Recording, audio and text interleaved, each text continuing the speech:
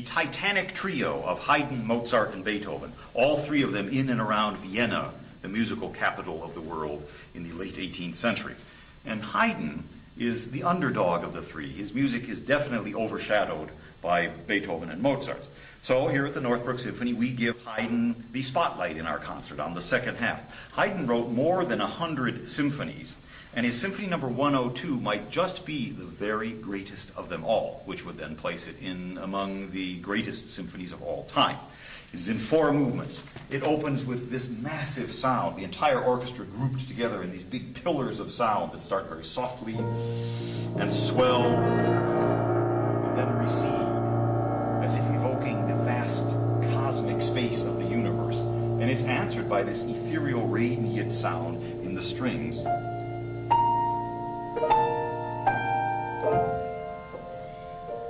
Now, even though the music may be calm and dreamy, believe me, Haydn's mind is working a mile a minute because he was a master of thematic transformation. So what begins so beautiful and calm, this little arch of sound, it's just 5 notes, 1, 2, by the time the allegro, the quick section of this movement, bursts out, this motive has been sped up by about 50 times into this.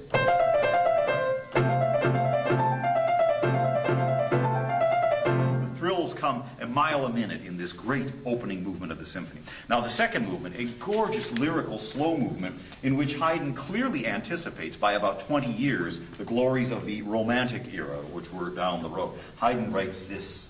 With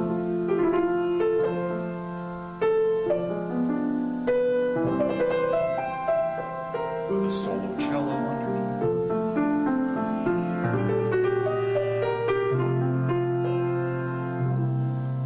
Glorious music and radiant calm. It's also the first time in the orchestral repertoire that the trumpets in the orchestra are asked to use mutes to give that special kind of magical shimmery sound, which you will of course hear when you attend this concert.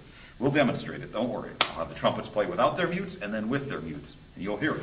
The third movement is a vigorous, jolly minuet, and the finale is typically boisterous Haydn humor at its best. And he uses this tiny little fleet melody, this little motive, just 3 notes. They almost go so fast you can't count them. Like so. There it is. And the movement just takes off and races away. Now, once again, he will take that little 3-note motive and sometimes just bounce it back and forth between the first and second violins, endlessly it seems, just sort of teasing the audience as to when the tune is going to come back, like so. Okay,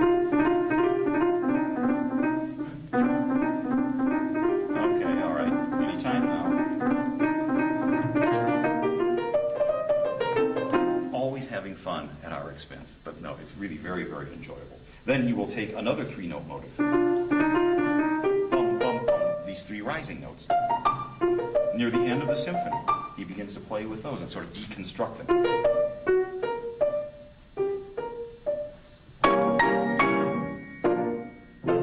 And of course, here we are. Curtain, we applaud, we all go home, right? No, not quite. Haydn has another little surprise for us at the very end. So we have...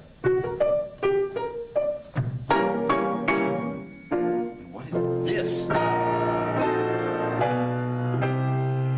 And we get it again, softer.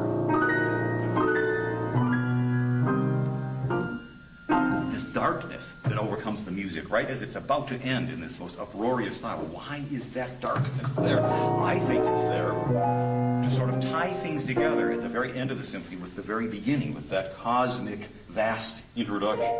The mystery and darkness of the world as it's being created in the beginning of the symphony.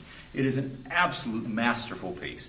A Haydn symphony, if you're not really in this sort of like in the state of mind to be transported by Mozart, if you just want a great, rollicking, wonderful, satisfying, wonderful, good, great experience listening to music, a Haydn symphony, particularly one of the later ones, is the answer for all of your woes. And we're playing this on our concert on September 28th, The Glory of Vienna. I hope that you will be there, and I will look forward to meeting you.